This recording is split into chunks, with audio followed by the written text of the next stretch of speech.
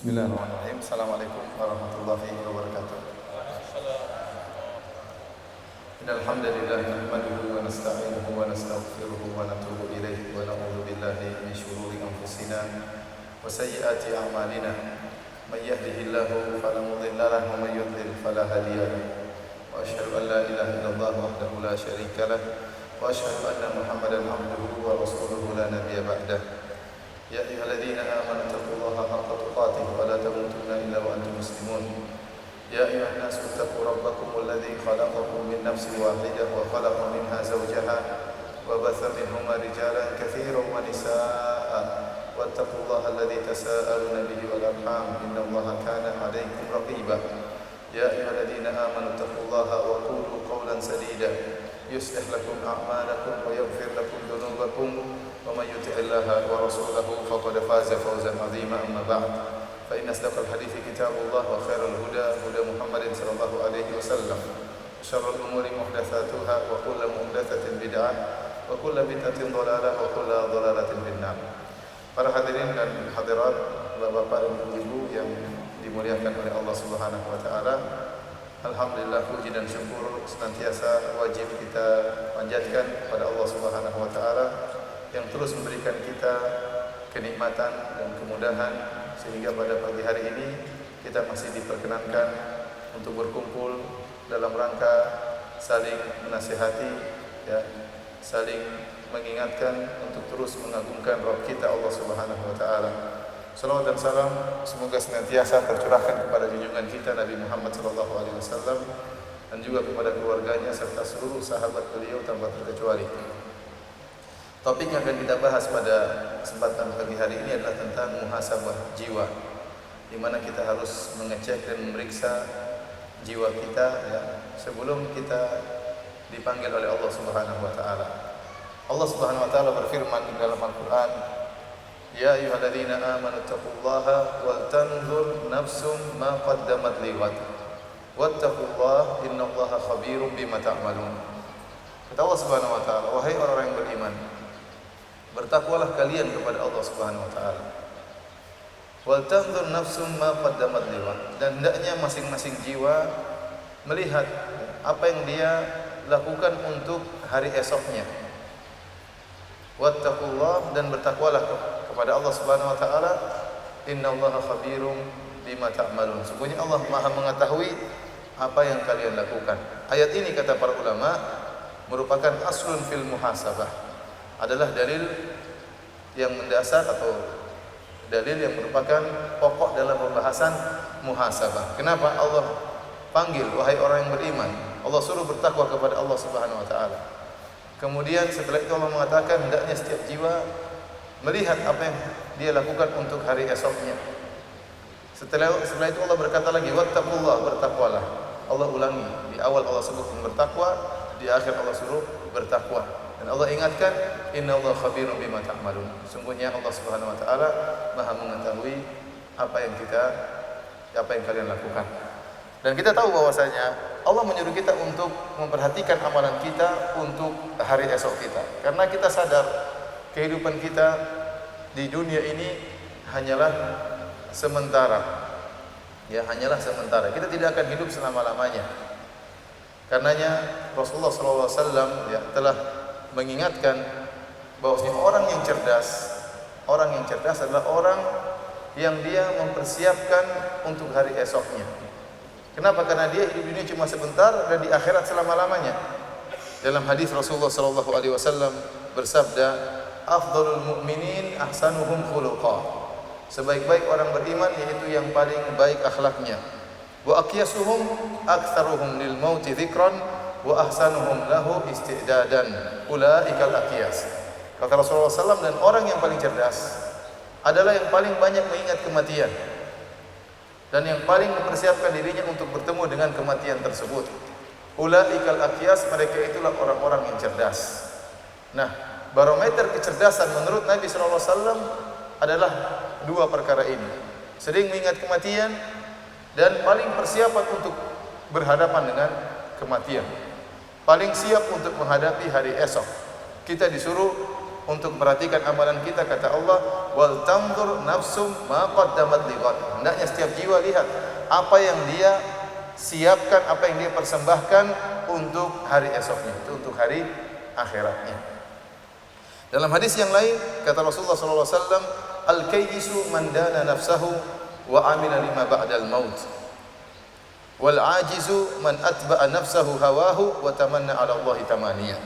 Kata Nabi sallallahu alaihi wasallam, orang yang cerdas yaitu orang yang menundukkan jiwanya, wa amila lima ba'dal maut, dan dia beramal untuk kehidupan setelah kematiannya. Kata Imam Ibnu Qayyim rahimahullahu taala, man dana nafsahu, yang menundukkan jiwanya, ai hasabaha, yaitu dia menghisab jiwanya. Dia menghisab jiwanya, dia cek jiwanya, dia perhatikan amalannya, apa yang dilakukan pada hari ini, apa yang telah dia lakukan. Dia cek, dia menghisab jiwanya sebelum dihisab oleh Allah Subhanahu wa taala. Para hadirin dan hadirat yang dirahmati Allah Subhanahu wa taala, kematian merupakan perkara yang pasti dan tidak ada yang meragukan akan datangnya kematian. Seluruh manusia yakin bahwasanya dia akan mati. Bahkan orang-orang musyrikin Arab dahulu yang diperangi oleh Nabi sallallahu alaihi wasallam, yang mereka mengingkari adanya hari kebangkitan, mereka pun yakin dengan adanya kematian. Ya.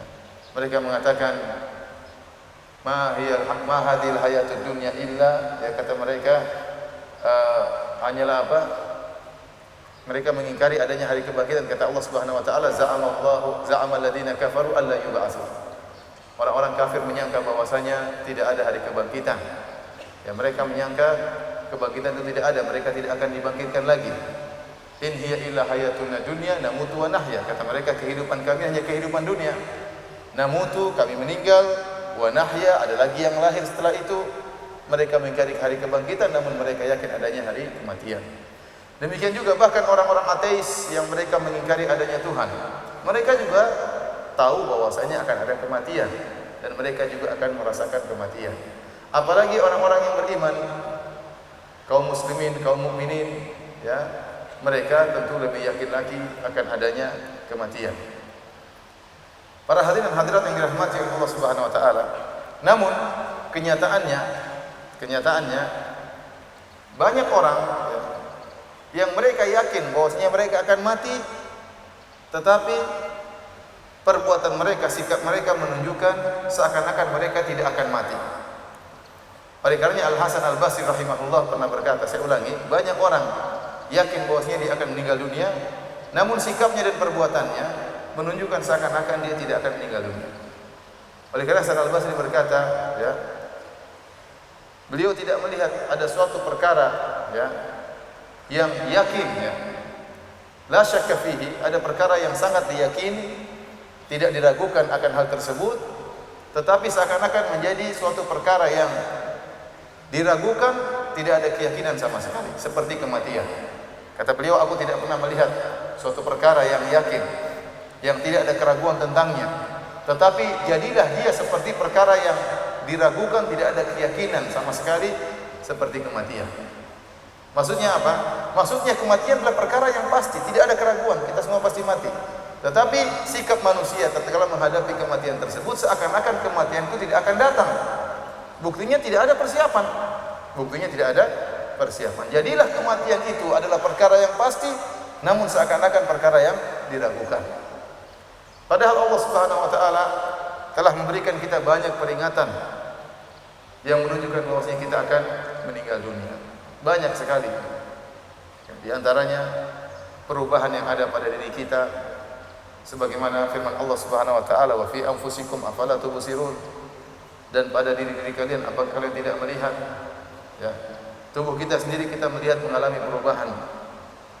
Wa ja'akumun nadhir, kata Allah, telah datang peringatan bagi kalian. Sebagian ulama salaf menafsirkan peringatan tersebut adalah uban yang ada di kepala kita. Allah menjadikan manusia ini, ya, menjadi semakin lemah, kulitnya semakin keriput, rambutnya semakin memutih.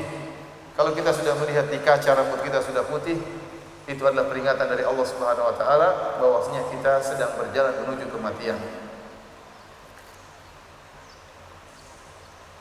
seandainya tubuh kita senantiasa kuat, tubuh kita senantiasa muda, tubuh kita senantiasa sehat, mungkin seorang akan sombong dan lupa bahwasanya dia akan mati. Tetapi karena kasih sayang Allah Subhanahu wa taala, Allah beri peringatan. Rambut kita ya memutih. Oleh karenanya Rasulullah SAW melarang seorang untuk menyemir rambutnya dengan warna hitam. Kata Rasulullah SAW, wajtanibus sawad, jauhilah semir warna hitam. Kenapa? Kalau seorang menyemir rambutnya dengan warna hitam, dia akan merasa muda terus. Tapi kalau dia menyemir dengan warna yang lain, dia tahu bahwasanya rambut yang dia semir tersebut asalnya berwarna putih. Bahwasanya dia akan menua dan dia akan meninggal dunia. Bagaimanapun seorang berusaha untuk ya pergi ke salon untuk mempercantik dirinya, tetap saja kulitnya akan menjadi keriput. Ya. Kemudian tubuhnya akan melemah. Kita lihat sebagian orang tangannya gemetar, sudah tidak bisa normal lagi memegang. Kita lihat sebagian orang mulai berjalan dengan tongkat. Ini semua tanda-tanda bahwasanya betapapun kau sombong dan angkuh, pasti kau akan mencapai suatu titik namanya titik kematian. Kita semua sedang mengantri, sedang masuk dalam antrian. Antrian menuju titik poin yang sama, yaitu bertemu dengan Allah Subhanahu wa taala. Tidak ada seorang pun dari kita yang keluar dari antrian tersebut. Semua berada dalam antrian tersebut. Hanya saja kita tidak tahu siapa di depan kita, siapa di belakang kita. Tapi kalau kita sama-sama ngantri, kita semua yakin kita sama-sama dalam antrian tersebut menuju titik bertemu dengan Allah Subhanahu wa taala. Oleh karenanya para salaf telah mengingatkan akan hal ini.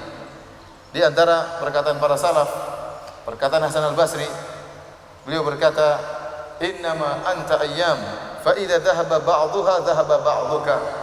Kata dia, wahai anak Adam, sungguhnya engkau itu adalah hari-hari. Jika telah pergi sebagian hari, maka telah pergi sebagian dirimu. Engkau adalah ibarat dari umur. Semakin hari melewati dirimu, semakin kau melalui hari-hari, maka semakin kau mendekat kepada Allah Subhanahu wa taala. Semakin kau mendekat kepada Allah Subhanahu wa taala. Kemudian juga perkataan Ali bin Abi Thalib radhiyallahu taala anhu. Beliau berkata, "Ala inna dunya qad irtahalat mudbiratan wal akhiratu muqbilatan."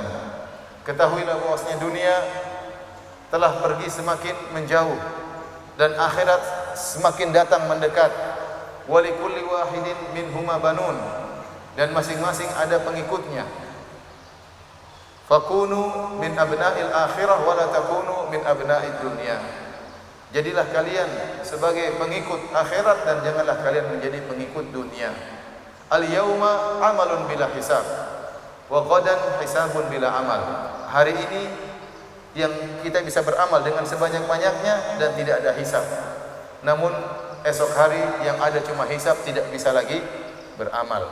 Tidak bisa lagi beramal. Nah, setiap hari kita semakin meninggalkan dunia menuju akhirat. Akhirat semakin maju ke arah kita dan kita semakin jauh meninggalkan dunia. Kalau sekarang kata Ali bin Abi Thalib, kita bisa beramal. Sekarang Anda bisa beramal. Sekarang Anda bisa berangan-angan. Sekarang Anda bisa bercita-cita dan bisa mewujudkan cita-cita tersebut. Kalau ada di antara kita yang bercita-cita ingin hafal juz amma misalnya, ingin hafal juz 30, masih mungkin, masih bisa. Masih bisa. Kalau ada sekarang di antara kita bercita-cita untuk bangun masjid misalnya, untuk dia wakafkan atas nama orang tuanya, masih mungkin, masih bisa.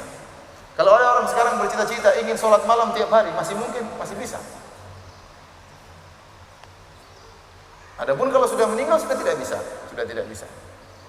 Oleh karenanya Allah menyebutkan orang-orang yang sudah meninggal semuanya menyesal. Dalam surat Al-Fajr Allah berfirman, "Yaqulu ya laitani qaddamtu li hayati."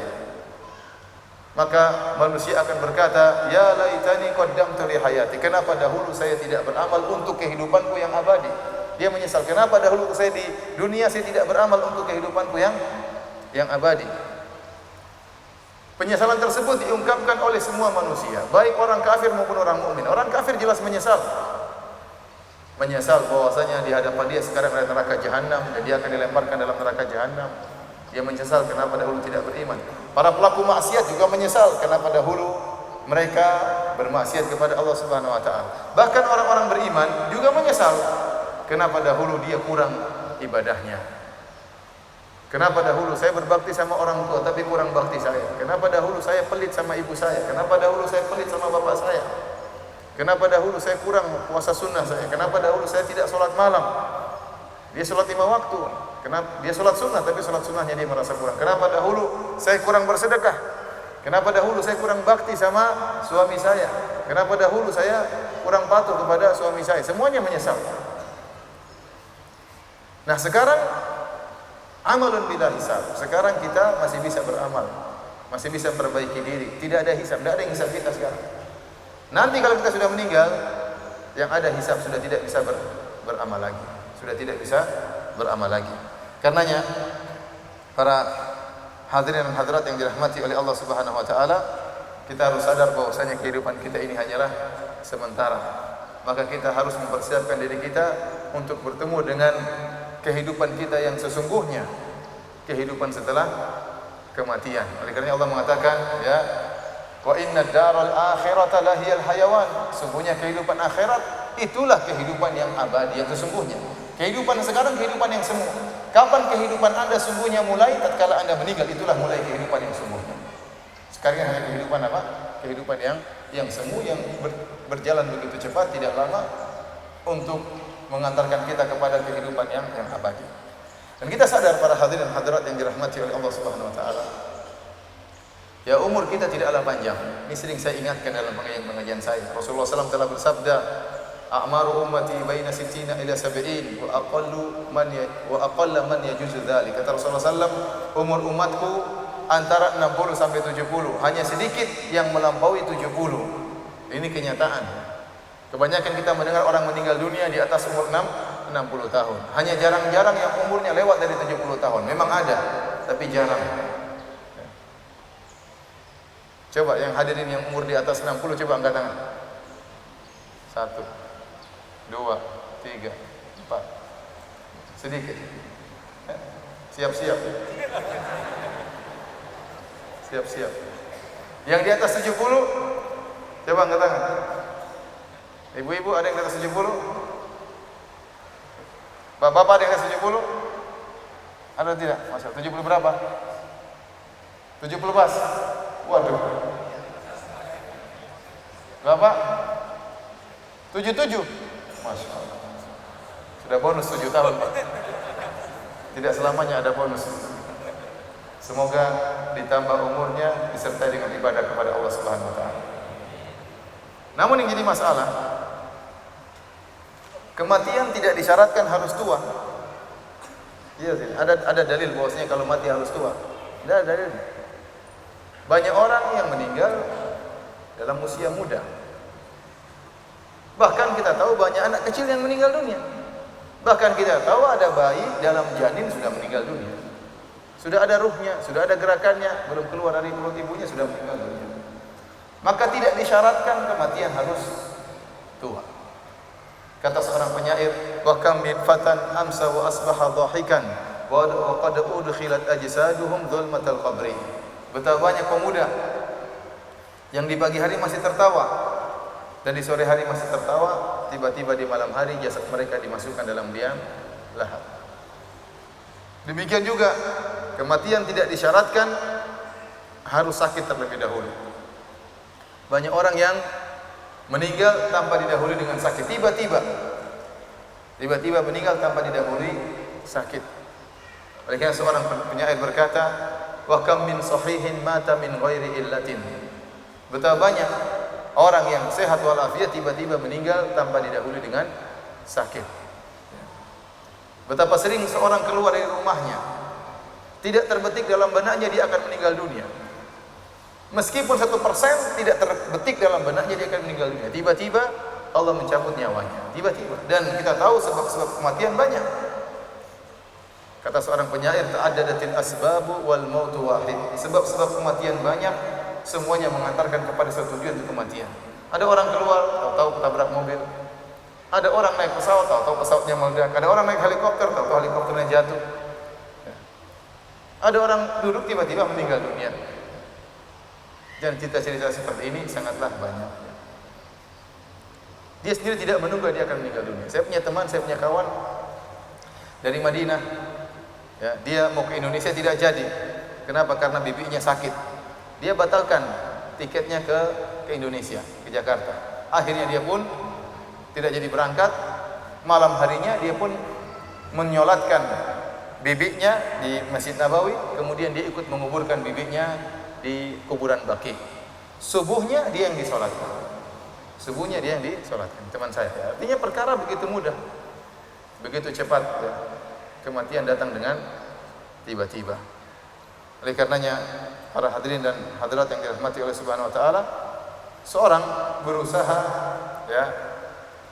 untuk mempersiapkan dirinya untuk hari akhiratnya. Wal tanzur nafsum ma qaddamat lighad. Hendaknya setiap jiwa melihat apa yang dia persembahkan untuk kehidupan hari akhiratnya. Kehidupan sekarang semu. Saya dan Anda semuanya akan meninggal dunia.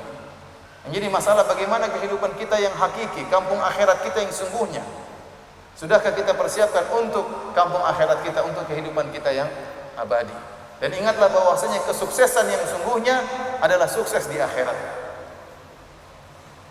Kesuksesan yang sungguhnya adalah sukses di akhirat, dan kerugian yang sungguhnya adalah kerugian di akhirat. Qul innal khasirina alladziina khasiru anfusahum wa ahlihim yaumal qiyamah. Ala dzalika huwal khusranul mubin. Kata Allah Subhanahu wa taala, katakanlah bahwasanya kerugian yang sungguhnya adalah orang-orang yang merugi di akhirat kelak. Kata Allah, ala dzalika huwal khusranul mubin. Itulah kerugian yang nyata. Percuma Anda di dunia sukses. Anda punya rumah 2, Anda punya mobil 100 misalnya. Anda punya pakaian yang necis, Anda punya pembantu yang banyak, pekerja yang banyak, tapi di akhirat tidak sukses, percuma. Itu semua akan Anda tinggalkan. Rumah Anda tidak akan Anda bawa dalam kuburan, harta Anda tidak akan Anda bawa dalam kuburan, ATM Anda akan ditinggal, tidak akan Anda bawa. Antum sekarang lihat, kalau ke kuburan, coba lihat ke kuburan. Makanya Rasulullah SAW suruh kita ziarah kubur. Lihat di bawah kuburan tersebut, berbagai macam model manusia di bawah kuburan tersebut. Semua sekarang sama di bawah kuburan. Ada yang bekas pejabat, ada yang bekas mungkin bos. Tidak ada harta yang mereka bawa. Mereka semua sekarang di bawah tanah, dan mereka sekarang semua sama. Seluruh jabatan mereka tanggalkan, seluruh pangkat mereka tanggalkan.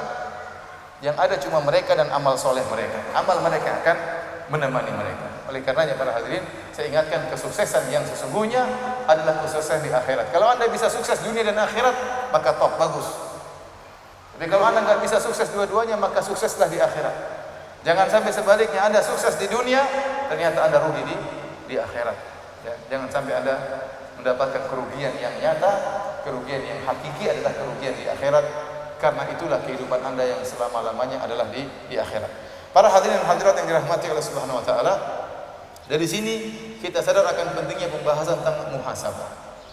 Para ulama menjelaskan bahwasanya muhasabah adalah langkah awal agar kita memperbaiki diri kita. Dan sebagian ulama seperti Ibnu Qayyim rahimahullah berkata, meninggalkan muhasabah itu di antara sebab kenapa kita mudah bermaksiat kepada Allah Subhanahu wa taala. Karena kita tidak muhasabah, tidak mengecek jiwa kita, tidak menghitung-hitung amal kita, tidak menghitung-hitung maksiat yang kita lakukan, sehingga kita berjalan terus menjalani hari-hari dengan tidak ada kepedulian, sehingga mudah bagi kita terjerumus dalam kemaksiatan. Kata Imam Ibnu Qayyim rahimahullah dalam kitabnya Ighathatul Lahfan, kata beliau, wa tarkul muhasabati wastirsalu wa tashilul umuri wa tamshiyatuha fa inna hadha ya'ulu bihi ila al-halak wa hadhihi halu ahli al-ghurur. Meninggalkan muhasabah dan membiarkan perkara berjalan begitu saja, menggampangkan urusan, kata Ibnu Qayyim, meninggalkan muhasabah, tidak menghisab jiwanya dan menggampangkan permasalahan. Fa inna hadza ya'ulu bihi ilal halak. Hal ini akan mengantarkan orang tersebut kepada kebinasaan. Dan inilah kondisi orang-orang yang terpedaya. Yukmidu ainaihi anil awaqibi wa yumashshil hal. Dia tidak memandang kepada bagaimana kesudahan, yang dia pandang adalah yang hadir sekarang. Padahal Allah mengatakan wal tanzur nafsu ma qaddamat liqad. Seorang harus melihat ke belakang. ke masa depannya. Jangan cuma lihat yang ada di hadapan dia. Orang ini dia cuek, dia tidak peduli dengan hari akhirat.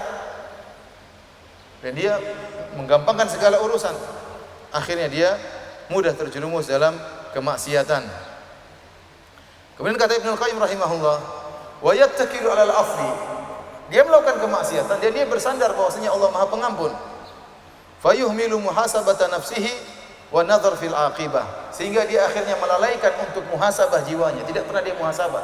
Tidak pernah sehari dia duduk merenungkan tentang amal dia. Tidak pernah dia duduk sehari pun untuk merenungkan tentang maksiat-maksiat yang dia pernah lakukan. Dia tidak pernah menghitung-hitungnya. Karena dia tidak pernah menghitung-hitung maksiat yang pernah dia lakukan, maka dia merasa maksiat dia masih sedikit. Dan dia terus berjalan di alam kemaksiatan. Ada seorang salaf telah mencapai umur sekitar 60 tahun lebih. Kemudian dia merenungkan, dia berkata, saya sudah mencapai umur 60 tahun. Berarti umur saya sudah sekitar 20.000 hari lebih. 20.000 hari. Seandainya setiap hari saya bermaksiat kepada Allah satu maksiat, berarti kalau saya meninggal pada umur 60, saya akan berhadapan dengan Allah dengan membawa 20.000 maksiat. Ini kalau sehari dia apa? Satu maksiat. Bagaimana kalau satu hari 700 maksiat? Coba antum mulai muhasabah. Hari ini saya maksiat berapa kali? Nah, kalau orang tidak pernah muhasabah, dia tidak pernah tahu ya berapa banyak dosa yang pernah dia lakukan, sehingga dia pun terus melakukan maksiat, dia tidak peduli. Kata Ibnu Qayyim rahimahullahu taala, wa idza fa'ala dzalika sahula alaihi muwaqa'atu dzunubi wa anisa biha wa asra alaihi fitamuha. Dan jika dia meninggalkan muhasabah, menggampangkan urusan, bersandar kepada Allah Maha Pengampun, maka akhirnya mudah bagi dia untuk terjerumus dalam dosa-dosa. Dan dia merasa tentram dengan dosa-dosa tersebut dan sulit bagi dia untuk melepaskan dosa-dosa yang dia lakukan. Dan beliau berkata, walau hadarahu rusydahu la alima anna al-himyata ashalu minal fitam. Seandainya dia sadar, ya, maka dia tahu bahwasanya pencegahan lebih mudah daripada untuk ya memperbaiki. Oleh karena seorang tatkala muhasabah dirinya, muhasabah jiwanya, mudah bagi dia untuk meninggalkan maksiat. Kalau tidak pernah muhasabah, terjerumus dalam maksiat, susah bagi dia untuk meninggalkan kemaksiatan tersebut.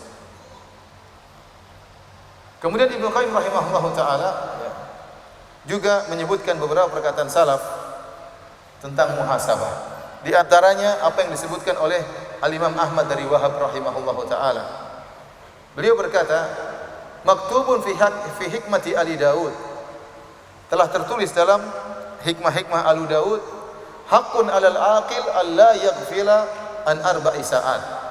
Wajib bagi seorang yang berakal agar tidak terlalaikan dari 4 waktu. Orang yang berakal jangan sampai lalai dari 4 waktu. Apa 4 waktu tersebut? Sa'atun yunaji fiha rabbahu. Dia harus memiliki waktu di mana dia bermunajat kepada Rabbnya. Harus ada waktu. Dia meninggalkan seluruh dunia, dia meninggalkan istrinya, meninggalkan anak-anaknya, ada waktu di satu hari tersebut dia bermunajat kepada Rabbnya. Seperti salat-salat sunnah, seperti di sepertiga malam yang terakhir, tatkala istrinya tidur, tatkala anak-anaknya tidur, maka dia punya waktu untuk bermunajat kepada Rabbnya. Ini waktu yang pertama. Wa sa'atun yuhasibu fiha nafsahu.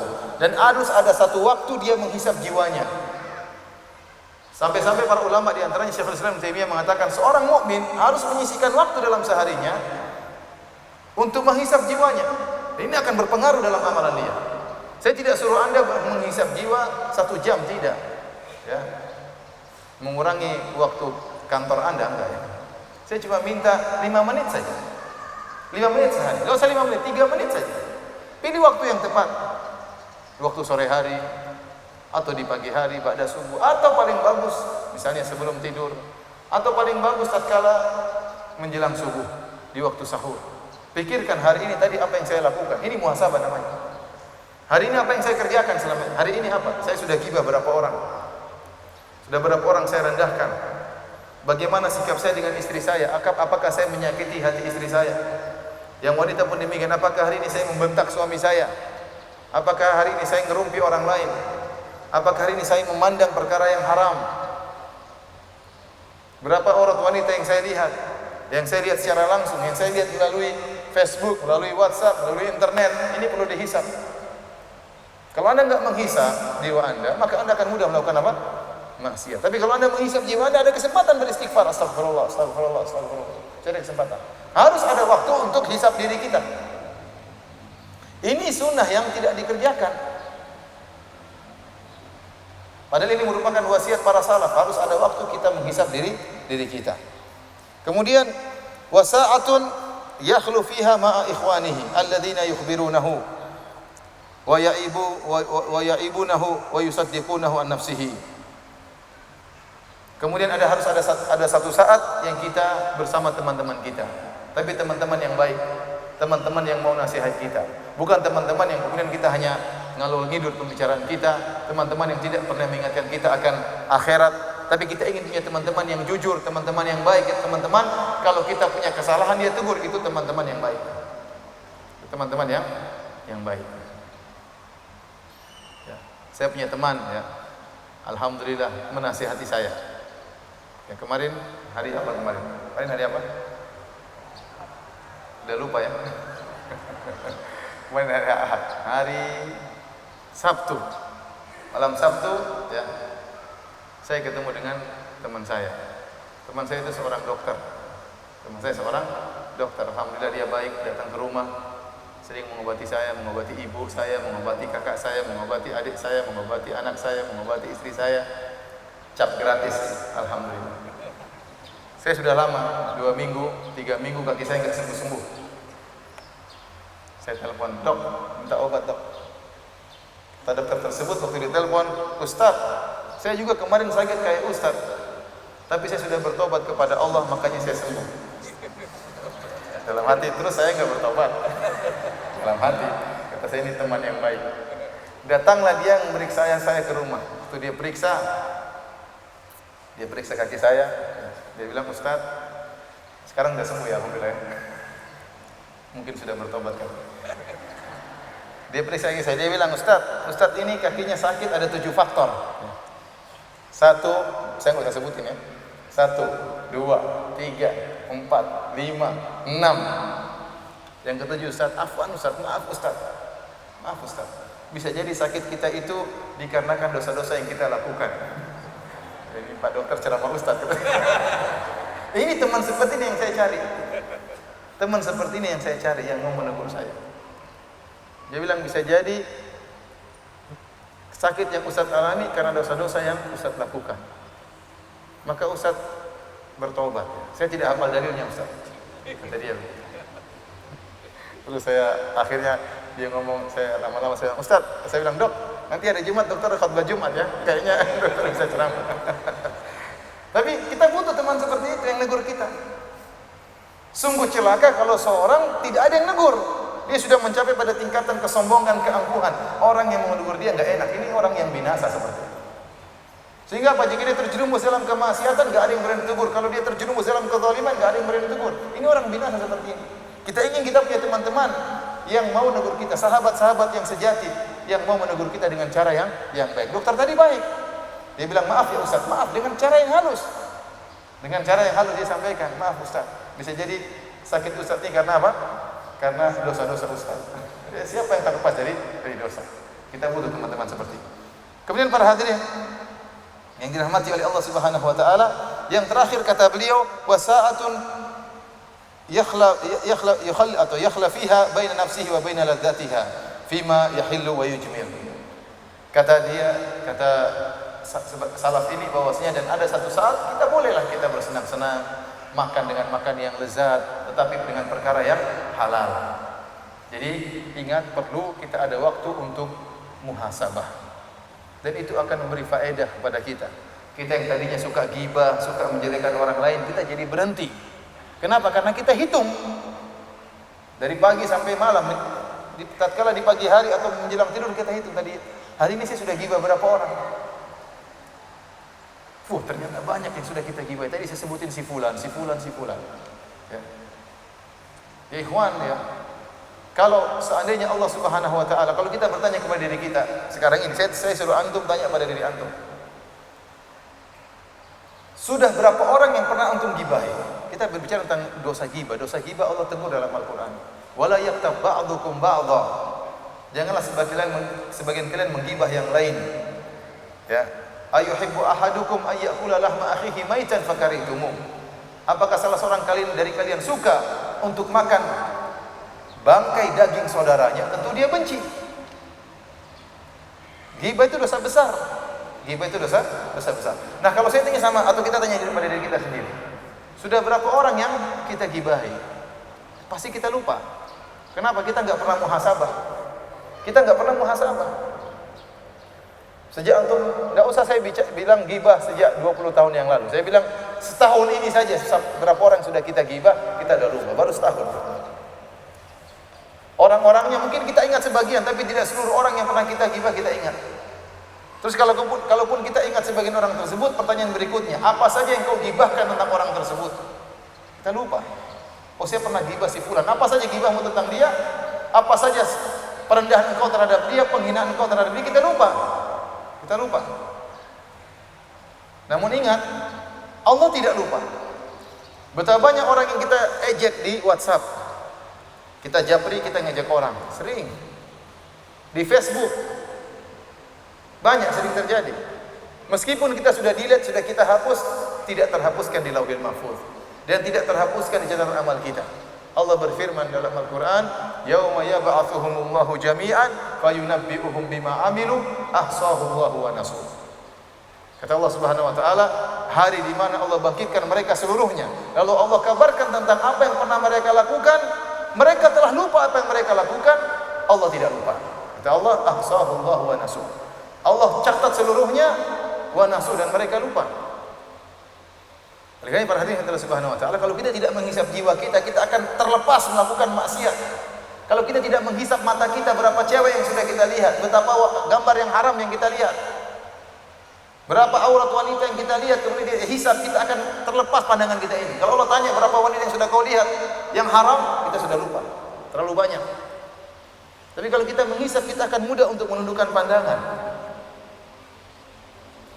Padahal di akhirat kala kata Allah Subhanahu wa taala, "Wa wudi'al kitab."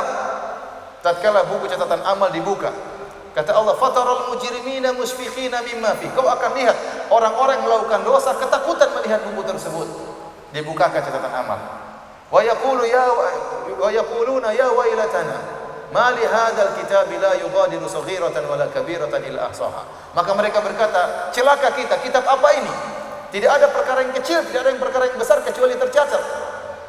Wa wajadu ma amilu hadira. Kata Allah, kemudian mereka mendapati apa yang telah mereka lakukan hadir di hadapan mereka, tertampang, terbuka. Wala yadhlimu rabbuka ahada, dan Allah tidak akan menzalimi siapapun. Kata Allah berfirman dalam ayat yang lain, "Iqra kitabaka kafa bi nafsika al-yawma 'alaika hasiba." Kata Allah, ya, baca kitabmu. Alkitab akan terbuka di hadapan kita, catatan amal. Allah suruh baca, Allah suruh kita hisab sendiri. Benar atau tidak? Pasti benar.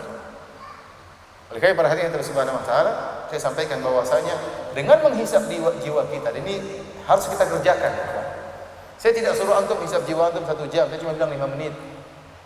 Kita ingat apa yang telah kita lakukan hari ini. Siapa saja yang pernah kita, dan kita juga lihat kebaikan-kebaikan kita. Tadi sholat sunnah kok saya enggak sholat sunnah? Saya kok tadi tidak sholat qobliyah? Saya kok tidak sholat ba'diyah? Saya tidak sholat qobliyah. Kenapa? Ada apa gerangan saya tidak sholat? Oh, ternyata saya ngobrol sama teman. Apakah itu obrolan yang harus dikerjakan? Ataukah masih bisa ditunda? Oh, ternyata masih bisa ditunda. Kenapa saya tinggalkan sholat qobliyah? Ini kita hisab. Sehingga apa? Kita memperbaiki diri kita. Kalau kita salah, segera kita istighfar. Kalau istighfar, mudah-mudahan dihapus oleh Allah Subhanahu wa ta'ala. Nah, kalau kita tidak menghisab jiwa kita, kita akan lupa dan terus istirsal dan terus akan terlepas dan melakukan maksiat. Pandangan tidak akan pernah kita jaga, lisan tidak pernah akan kita jaga, hati tidak pernah akan kita jaga, bahkan kita menghisap hati kita. Hari ini saya dengki sama siapa? Hari ini saya suudzon sama siapa? Hisab jiwa kita. Tapi para hadirin dan hadirat yang dirahmati oleh Allah Subhanahu wa taala, Umar bin Khattab radhiyallahu taala anhu pernah menulis kepada ummalnya, itu kepada pegawai-pegawainya. Dia khalifah. Dia tulis kepada pegawai-pegawainya, mungkin gubernur-gubernur, mungkin bupati-bupati. Kata Umar menasihati mereka. Ini ya surat dari presiden kepada anak buah, pada pegawai. Ini pernah dilakukan oleh Umar bin Khattab radhiyallahu taala anhu. Ya. Hasib nafsaka fir rakha qabla hisabi syiddah. Hisablah jiwamu dalam kondisi lapang, dalam kondisi lagi mudah sekarang, hisab jiwamu sebelum datang hari persidangan Allah yang berat. Fa inna man hasaba nafsahu fir rakha'i qabla hisabi syiddah ada amruhu ila ridha wal ghibtah. Semuanya barang siapa yang menghisab jiwanya tatkala dalam kondisi lapang sebelum datang hisab yang berat pada hari kiamat kelak, maka akan perkaranya kembali kepada perkara yang dia sukai, kesudahannya akan indah. Wa man alhatu hayatuhu wa syaghalathu ahwa'uhu ada amruhu ila nadamah wal khasarah. Barang siapa yang kehidupannya, kesibukannya, pekerjaannya melalaikan dia daripada hisab di dunia, maka dia akan ujung-ujungnya pada penyesalan dan kerugian. Antum saya tidak ada yang melarang antum kerja, tidak ada yang melarang antum sibuk dengan dunia, tapi sisihkan waktu untuk menghisab diri antum sebelum datang yaumul hisab, hari persidangan Allah Subhanahu wa taala. Tapi para hadirin hadirat yang dirahmati Allah Subhanahu wa taala, pertanyaan berikutnya, bagaimana cara kita memuhasabah? Bagaimana cara kita menghisab diri kita? Ingat ya, hisab itu setiap hari. Bukan setahun sekali ya. Bukan setahun sekali, setiap tanggal 1 Januari baru apa?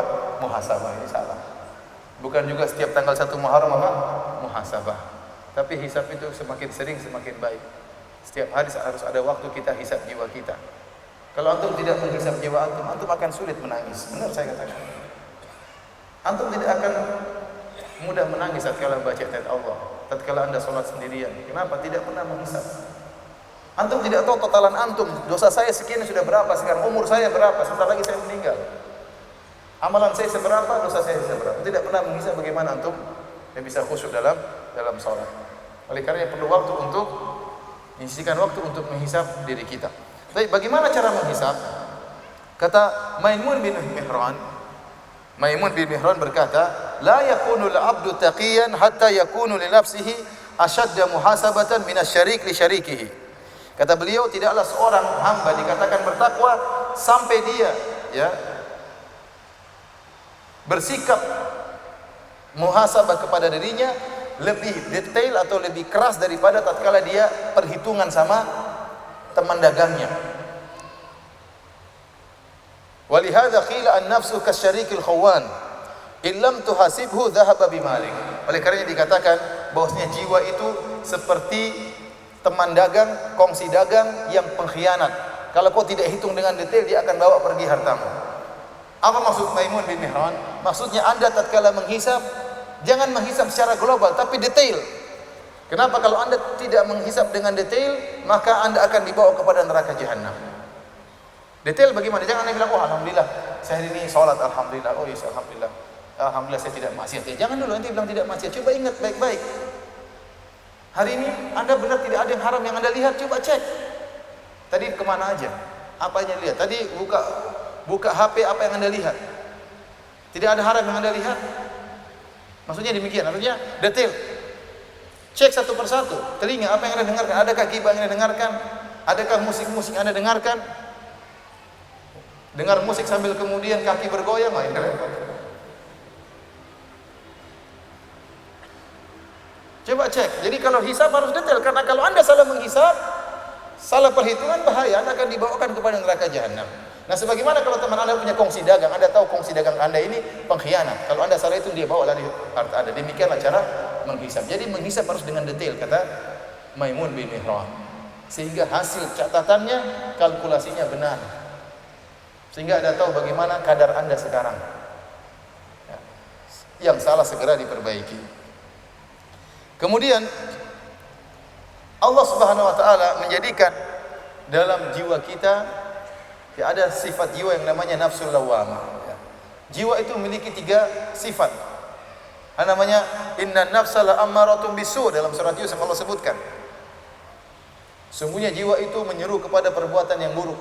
Jiwa itu memiliki sifat membawa kita kepada perbuatan yang buruk. Tapi Allah Subhanahu wa taala juga menjadikan jiwa kita untuk mencela kita. Wala uqsimu bin nafsil lawwamah, aku bersumpah dengan jiwa yang suka mencela. Maksudnya apa? Dan nanti yang ketiga adalah nafsul mutmainnah, jiwa yang tenang. Nah, dalam jiwa kita ini bergulat tiga jiwa ini, tiga sifat ini, sifat jiwa. Sering mengajak kita kepada kemaksiatan agar kita turut dengan hawa nafsu kita. Makanya tadi kata Nabi sallallahu alaihi wasallam, al-kayyisu man dana nafsahu wa amila lima ba'dal maut. Orang yang pintar adalah orang yang menundukkan jiwanya, menundukkan syahwatnya. Ya, jiwa ini mengajak kita untuk syahwat, untuk memuaskan keinginan, ingin bersenang-senang. Tapi kita harus tundukkan, kita harus lawan. Dan ada sifat yang mulia namanya sifat lawamah. Oleh karenanya Allah bersumpah dengan sifat jiwa tersebut, sifat jiwa yang suka mencela. Mencela dalam keburukan dan mencela dalam kebaikan. Maksudnya gimana? Kalau kita melakukan keburukan, jiwa itu ada ketidaktenangan. Ya. Makanya dalam hadis Rasulullah SAW menyatakan namanya masih itu mahaka fi sadrik, itu yang mengganggu jiwamu, kau tidak tenang. Dia celah, kenapa kau lakukan demikian? Kenapa kau lakukan demikian? Kalau orang masih punya jiwa tersebut, ini jiwa yang baik. Dia mencela. Ya. Kenapa kau melakukan maksiat? Kenapa tadi kau melihat cewek tersebut? Kenapa kau tadi melihat yang haram? Kenapa kau dengarkan hal yang haram? Kenapa tadi kau gibah orang lain? Kenapa tadi kau merendahkan dia? Kenapa kau tadi membuat orang tua menangis? Dia mencela terus. Nah, ini bagus kita dicela agar kita ingat. Kenapa tadi kau pukul anakmu tanpa sebab? Dicela, kita dicela terus. Ini sifat jiwa yang baik. Bahkan kata para ulama, dia bukan hanya mencela perkara yang buruk, demikian juga perkara yang baik. Tatkala kita melakukan kebaikan, jiwa mencela. Kenapa tadi kau salat malam cuma 3 rakaat? Kenapa kau tidak tambah 5 rakaat? Kenapa tadi kau bersedekah hanya sedikit? Kenapa kau tidak tambah padahal uangmu masih banyak? Kenapa tadi kau tidak salat duha padahal ada waktu untuk salat duha? Dicela terus kita. Ini sifat yang baik. Dan ini sangat penting tatkala kita muhasabah. Kita gerakkan sifat tersebut. Kita gerakkan sifat jiwa yang suka mencela tadi. Jadi kita hitung-hitung. Tadi saya kira begini, cela diri kita. Cela diri kita agar kita bisa memperbaiki diri kita. Nah, kalau kita sudah terlatih mencela diri kita, mencela perbuatan-perbuatan kita, semoga kita sampai pada derajat nafsul mutmainnah. Ya ayyuhan nafsul mutmainnah, irji ila rabbika radiyatan mardiyah. Ya, nafsul mutmainnah itu jiwa yang tenang, ya. Selalu mengajak kepada kebaikan dan tentram dengan kebaikan-kebaikan yang ada. Jadi waktu kita hisab jiwa kita, berusaha timbulkan pertanyaan-pertanyaan. Kenapa tadi kau begini? Apa anda ada cara yang lain? Apa kenapa harus begitu? Dan seterusnya, agar kita bisa memperbaiki jiwa kita. Baik para hadirin dan hadirat yang dirahmati oleh Allah Subhanahu wa taala, sebenarnya tujuan dari muhasabah, kenapa kita mengecek jiwa kita, menghisab diri kita, supaya agar kita mudah untuk dihisab pada hari kiamat. Itu saja kuncinya. Sebelum kita dihisab oleh Allah Subhanahu wa taala, kita menghisab diri kita. Jadi kita briefing, hisab diri kita dulu. Agar kita mudah dihisab oleh Allah Subhanahu wa taala. Oleh karenanya Umar bin Khattab radhiyallahu anhu berkata, "Hasibu anfusakum qabla an tuhasabu." Hisablah jiwa kalian sebelum kalian dihisab. Wazinu anfusakum qabla an tuzanu. Timbanglah diri kalian sebelum kalian ditimbang. Fa innahu ahwanu alaikum fil hisabi godan an tuhasibu anfusakumul yauma. Kata Umar, sungguhnya akan mudah bagi kalian jika kalian menghisab diri kalian sekarang, akan mudah hisab kalian keesokan hari. Wa tazayyanu lil ardil akbar, dan bersiaplah kalian untuk dihisab oleh Allah pada hari kiamat kelak. Yauma idzin tu'raduna la takhfa minkum khafiyah. Pada hari kalian di mana kalian dihadapkan di hadapan Allah Subhanahu wa taala dan tidak ada satu sedikit pun yang terluputkan oleh Allah Subhanahu wa taala. Jadi ini tujuan hisab. Jadi kenapa kita menghisab jiwa kita di dunia sebelum kita dihisab di akhirat. Semakin kita sering menghisab diri kita di dunia, semakin mudah kita dihisabnya di akhirat kelak. Nah, kita tahu bahwasanya perkara yang akan kita ditanyakan oleh Allah Subhanahu wa taala pada hari kiamat kelak sangatlah banyak. Ya. Sangatlah banyak. Nah, perkara-perkara itulah yang harus kita hisab sebelum kita ditanya oleh Allah Subhanahu wa taala. Contohnya dalam hadis Rasulullah SAW bersabda dari Ibnu Mas'ud radhiyallahu anhu, Nabi SAW bersabda, "La tazula qadama ibni Adam yaumal qiyamah hatta yus'al an khams." Ya. La tazula qadama abdin yaumal qiyamati hatta yus'al an arba'. Tidaklah dua kaki seorang anak Adam akan bergeser sampai ditanya tentang 4 perkara. Dalam riwayat ditanya tentang 5 perkara. Di antaranya an umrihi fi ma afnah, tentang umurnya, kemana dia telah habiskan. Wa an syababi fima ablah, demikian juga ditanya tentang masa mudanya, kemana dia habiskan masa mudanya. Wa an malihi min aina iktasaba wa fima anfaqah, tentang hartanya, dari mana dia peroleh, kemana dia habiskan. Wa madza amila fima alim, tentang ilmunya, apa yang telah dia amalkan dari ilmunya. Ini di antara perkara-perkara yang akan kita dihisab pada hari kiamat. Nah, sebelum Allah menghisab kita tentang perkara ini, kita hisab diri kita. Tadi di antaranya kemana umur kita habiskan. Masa muda kita, ya, kemana kita habiskan. Oleh karenanya, yang sudah tua ya sudah terlanjur lewat ya. Yang muda-muda, ingat kata Nabi SAW, di antara 7 golongan yang Allah berikan naungan pada hari kiamat kelak, wasyabun nasya'a fi ibadatillah, anak muda yang tumbuh dalam ketaatan kepada Allah Subhanahu wa taala. Yang seharusnya masa muda itu masa berhura-hura, masa bersenang-senang, masa bermaksiat, dia lewatkan itu semua dalam rangka untuk taat kepada Allah Subhanahu wa taala. Dan orang yang berumur 45 masih muda kok. Masih muda. Masih di golongan usia apa? Usia muda. Nabi SAW baru 40 tatkala jadi nabi dianggap muda. Dianggap muda oleh Abu Lahab, dianggap muda oleh Abu Jahal, masih dianggap masih masa muda. 45 masih muda. Ya kalau sudah 50 udah tua. Oleh karenanya, ya ingat, jangan sampai masa muda kita sia-siakan, karena kita akan dihisab oleh Allah pada hari kiamat. Di antara yang ditanya adalah, ya harta kita dari mana kita peroleh? Ini pun pertanyaan yang berat sebelum kita dihisab oleh Allah. Kita tanya diri kita, hari ini dapat uang dari mana? Benar enggak uang kita ini halal murni, ataukah serempet-serempet haram, ataukah syubhat murni? Apa uang kita dari mendolimi orang, menipu orang, bohongin orang, nyogok orang ya?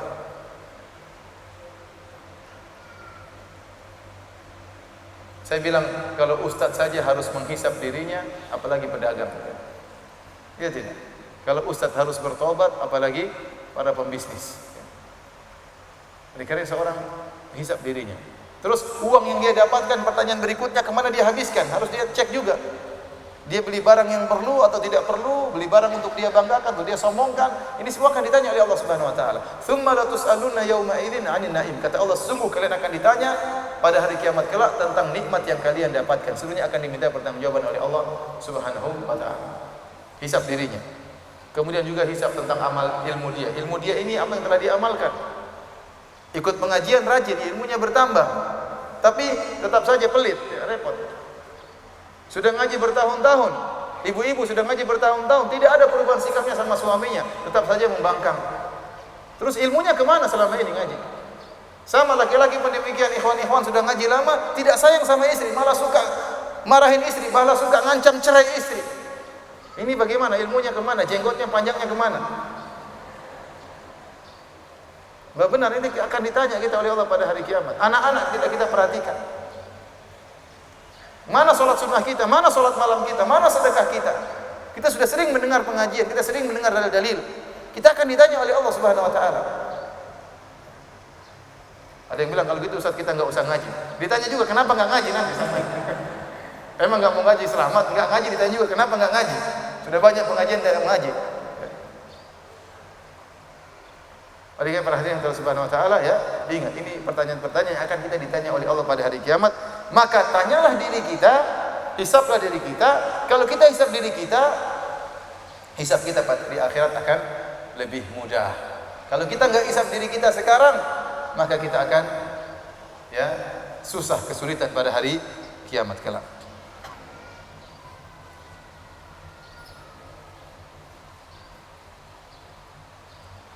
Hisab juga tadi saya katakan mata kita.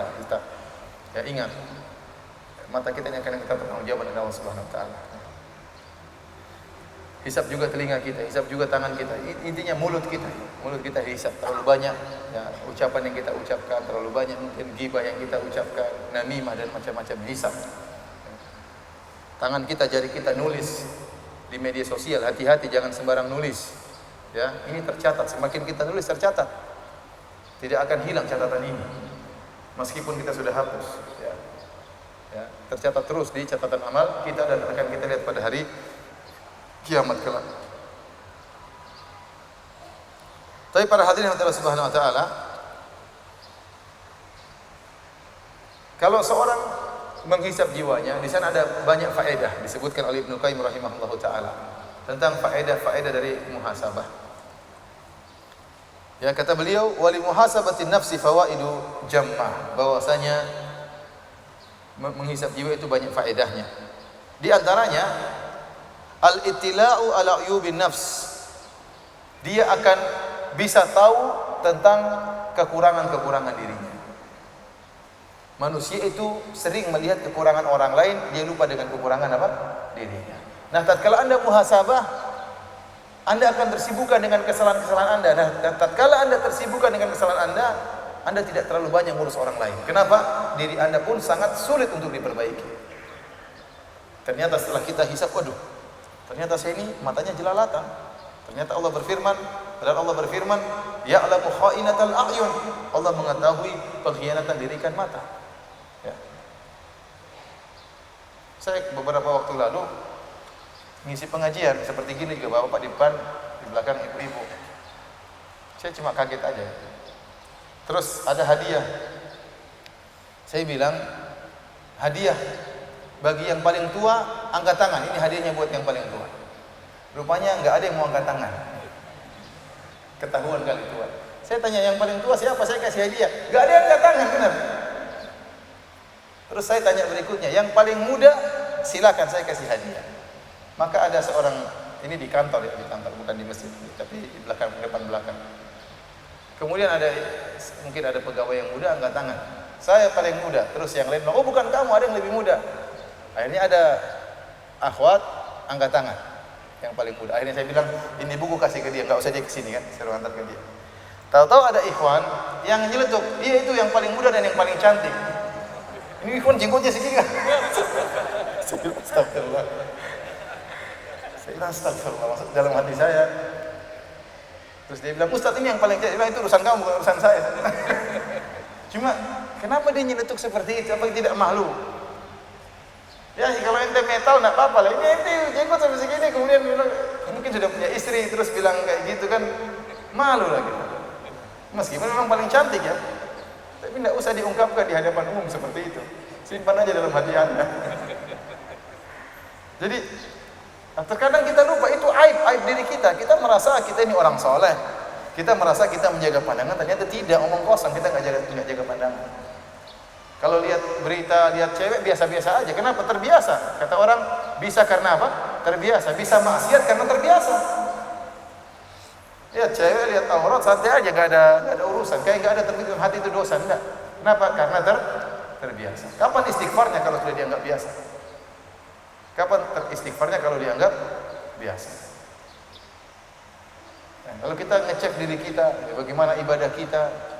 Seorang lelaki terbiasa nggak sholat di masjid, jadi biasa. Dia tidak pernah membiasakan dirinya untuk sengaja cari masjid sholat berjamaah. Dia anggap saja biasa, ditinggalkan sholat jamaah, jadi terbiasa. Dianggap biasa, ya udah, nggak jadi masalah. Terbiasa tidak berbakti kepada orang tua, tidak terbiasa nelpon orang tua. Orang tua ingin ditelepon. Orang tua rindu kita telepon dia, kita kunjungin dia. Terbiasa kita cuekin orang tua, jadi terbiasa. Hisap diri kita ini berbakti nggak sama orang tua? Ya. Kita ini anak berbakti nggak? Mana buktinya Anda anak berbakti? Uang juga nggak pernah kasih orang tua, hubungi orang tua juga jarang-jarang. Waktunya orang tua minta bantuan nggak kasih. Waktunya kalau istri minta semuanya dikasih. Ibu hati-hati ya. Jangan ngajarin suami pelit sama orang tua. Waktu orang tua minta bantuan, aduh banyak alasan. Bu, saya masih punya utang, mobil belum lunas, rumah belum lunas, emas istri saya belum lunas. Buat orang tua, kurang, nggak ada. Jangan tunggu kita telepon orang tua, kalau kita rindu baru kita telepon. Kita telepon meskipun kita nggak rindu, orang tua rindu sama kita. Terus Anda merasa diri Anda anak berbakti, ya kalau Anda tidak hisap, Anda tidak tahu aib diri Anda. Anda tidak tahu aib diri Anda, maka hisap diri Anda. Anda ini banyak kekurangan. Kalau Anda sudah hisap diri Anda tahu bahwasanya Anda banyak kekurangan, Anda tidak terlalu tersibukkan dengan urusan orang lain. Ini sebagian orang sibuk dengan urusan orang lain. Itu kenapa Ummu Fulana, kenapa ini, kenapa anu. Saya pun sering dengar orang membicarakan saya. Kalau orang-orang ahlul bid'ah saya biarin aja. Terkadang yang membicarakan tetangga sendiri, ikhwan sendiri. Ustaz, kenapa begitu sih? Kenapa kamu suruh sama Ustaz? Kenapa kamu urusin urusan Ustaz, urusan dirimu sendiri tadi? Kalau mau nasihat datang baik-baik. Kenapa kurang kerjaan? Kurang kerjaan. Urus aib diri kita sendiri sudah terlalu banyak apa? Tugas dan kerjaan. Tapi para hadirin Allah Subhanahu wa taala, kemudian di antara faedah dari muhasabah, kita akan sering banyak bertaubat, banyak istighfar. Kenapa? Kita tahu aib kita. Di sini kita banyak istighfar kepada Allah. Dan istighfar kita benar-benar keluar dari hati yang dalam. Bukan cuma sekedar astagfirullah, astagfirullah, astagfirullah sambil pikirannya kemana-mana, enggak. Tapi istighfar tersebut keluar dari dalam, bahwasanya kita menyesali perbuatan kita. Astagfirullah, astagfirullah, astagfirullah, astagfirullah. Nah, kalau kita tidak pernah menghisab diri kita, kita lalai. Dosa-dosa kita lewatkan begitu saja, seakan-akan tidak tercatat. Maka seorang yang sering menghisab dirinya, dia akan semakin banyak beristighfar kepada Allah Subhanahu wa taala. Kemudian di antaranya mengetahui kemuliaan Allah dan baiknya, maha baiknya Allah Subhanahu wa taala. Setelah Anda mengecek maksiat yang Anda lakukan, Anda tahu Allah ini maha baik. Meskipun saya bermaksiat, Allah masih tetap berikan saya kenikmatan. Allah masih berikan saya karunia, padahal maksiat saya begitu banyak. Anda tahu betapa luasnya rahmat Allah Subhanahu wa taala. Dan Anda akan semakin cinta kepada, ternyata Tuhan saya ini sangat baik kepada saya. Terlalu banyak maksiat yang kita lakukan, namun Allah tidak memberi hukuman kita, teguran sedikit-sedikit. Makanya Allah mengatakan wa ya'fu an katsir. Dan banyak yang Allah maafkan. Kata Allah, ma asabakum min musibatin fabima kasabat aydikum wa ya'fu an katsir. Tidak ada satu musibah pun yang menimpa kalian, musibah apapun. Apakah sakit, apakah kegelisahan hati, apakah kesedihan, kekurangan harta, diomelin istri, anak-anak nakal, dibentak-bentak sama suami, ini semua karena dosa. Tapi kata Allah wa ya'fu an katsir, dan banyak yang Allah ampuni. Kalau Allah memberi teguran setiap dosa yang kita lakukan, kita akan binasa. Tapi para hadirin Allah Subhanahu wa taala, di antaranya zuhud. Seorang kalau menghisab dirinya, dia akan zuhud. Dia akan bersiap bertemu dengan hari akhirat, maka dia tidak terlalu memperbanyak perkara-perkara yang dia tambahan hisabnya. Dia punya mobil, pengen punya mobil lagi dua, ngapain? Tambahan hisab dia nanti. Iya enggak? Sudah dipajak, dihisab. Ada pajaknya enggak? Bukan cuma pajak aja, ada perhitungan lain. Tukang pajak kalau ngitung detail atau tidak? Detail. Kira-kira begitu. Nanti dihisab juga kan detail. Orang tidak pernah puas. Kalau antum menghisab diri antum, sudah selesai. Ada punya rumah, alhamdulillah. Pengen bangun rumah lagi, tidak apa-apa buat orang tua. Oke. Ada keperluan, tidak apa-apa punya rumah untuk anak. Tapi kalau sekedar hanya pingin punya aset terlalu banyak, subhanallah. Ini tambahan hisab. Kalau bisa jawab pertanyaan pada hari kiamat kelak, tidak apa-apa. Kalau nggak bisa jawab, repot. Punya mobil 10, yang diperlukan cuma 2. 2 alhamdulillah bisa dijawab. Yang sisanya repot. Sementara banyak orang kelaparan di sekeliling kita. Sementara masih banyak kerabat kita, kakak kita, adik kita yang butuh bantuan kita. Sementara ibu kita masih butuh bantuan kita. Saya punya teman, saya punya teman, masya Allah, di Lombok. Ya. Sebelum dia punya rumah, dia bangunkan rumah buat ibunya. Rumahnya ibunya luas. Rumah dia sekarang lebih kecil daripada rumah ibunya. Ini hebat seperti ini. Kalau Allah tanya, dia akan jawab dengan bangga, saya bangunkan rumah buat ibu saya. Bukan saya taruh kamar kecil buat apa? Ibu di kamar kecilin aja, Bu. Oleh karena orang yang menghisab dirinya, dia akan apa? Dia akan zuhud. Dia akan zuhud. Saya tidak melarang Anda punya rumah bagus, jadi masalah. Rasulullah SAW mengatakan arba'atun minas sa'adah, di antara 4 kebahagiaan baitun wasi', rumah yang luas itu kebahagiaan. Namun yang penting Anda bisa menjawab pertanyaan Allah Subhanahu wa taala. Karena orang sekarang punya duit bingung mau ngapain dia. Beli ini. Padahal masih banyak. Kenapa dia enggak bangun masjid? Sedekah ke sana, sedekah ke sini. Ya dia hidup enak, dia hidup tenteram. Sedekah juga jalan. Sedekah juga jalan. Tapi para hadirin Allah Subhanahu wa taala,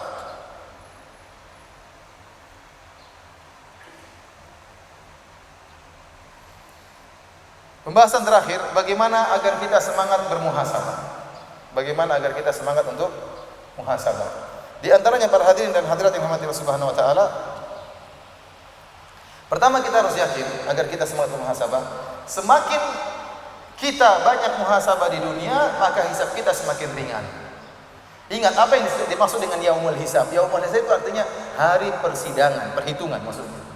Hari perhitungan. Diklasifikasikan mana klasifikasi dari dosa dan mana yang kebaikan. Dosa pun diklasifikasikan, dosa besar, dosa kecil. Ini namanya yaumul hisab, dan yang sidang adalah Allah Subhanahu wa taala. Dan itu hari yang mengerikan. Diungkap dosa-dosa kita satu demi satu. Diungkap kesalahan kita satu demi satu. Oleh karenanya, barang siapa yang sering menghisab dirinya di dunia akan semakin ringan hisabnya di akhirat. Sebagaimana tadi perkataan Umar bin Khattab, hasibu anfusakum qabla an tuhasabu. Hisablah diri kalian sebelum kalian dihisab. Ya, kenapa dia hati-hati? Istilahnya dia mau laporan. Sebelum dia laporan, dia cek dulu kalau ada yang kekurangan diperbaiki, mumpung belum disidang. Ini di antara hal yang membuat kita semakin semangat untuk menghisab diri kita. Di antaranya tadi bergaul dengan orang-orang yang mengingatkan kita terhadap hari akhirat, yang mau menegur kita kalau kita punya kesalahan, yang tidak pekewuh menegur kita kalau kita punya kesalahan. Caranya bagaimana? Kita buka diri kita. Kita bilang, "Akhi, kalau saya punya salah tolong tegur ya. Saya terima kasih kalau kau tegur." Akhirnya dia tegur, "Ustaz, Anda terlalu banyak omong." Kalau nggak banyak omong gimana jadi ustaz? Ustaz harus banyak omong. Ya kalau dia sudah tegur kita, ya kita terima. Jazakallah khair, terima kasih. Jangan kita omelin. Habis itu tidak mau tegur lagi kedua kalinya. Maka kita membuka diri. Kalau ada kesalahan, tegur. Namun ingat, tegur dengan adab. Tegur dengan adab. Saya pun demikian. Kalau ada saya punya kesalahan, silakan tegur. Minimal saya tampung teguran tersebut. Ya. Mau saya jelaskan jalan-jalan tidak, urusan saya dengan Allah Subhanahu wa taala. Tapi saya ingin ditegur. Justru teman-teman seperti itu yang saya senang, ada yang menegur saya. Ustaz juga tidak luput dari kesalahan. Ustaz pun bisa masuk neraka jahanam. Oleh karena para hadirin Allah Subhanahu wa taala, kalau ada kesalahan tegur. Ini teman yang seperti yang kita pegang, yang mau menegur kita. Sehingga dia mengingatkan kita untuk muhasabah. Alhamdulillah, ada orang bantu ente muhasabah. Iya. Waktu dia tegur ente berarti dia menghisab antum enggak? Berarti dia muhasabahkan ente. Ini kan baik seperti ini. Bantu kita untuk muhasabah. Mungkin kita enggak sempat muhasabah, terlalu banyak mikirin dagang, terlalu banyak mikirin utang, enggak sempat muhasabah. Yang dihisab utang terus kita dihisab. Utang sudah berapa, masukkan sudah berapa. Utang berapa, masukkan sudah berapa. Ya, jangan sampai kita seperti orang-orang kafir yang kata Allah Subhanahu wa taala, "Alladzi jama'a malahu wa 'addadah yahsabu anna malahu akhladah." Kata Allah Subhanahu wa taala, orang kafir yang dia mengumpulkan harta dan dihitung-hitung, tiap hari hitung.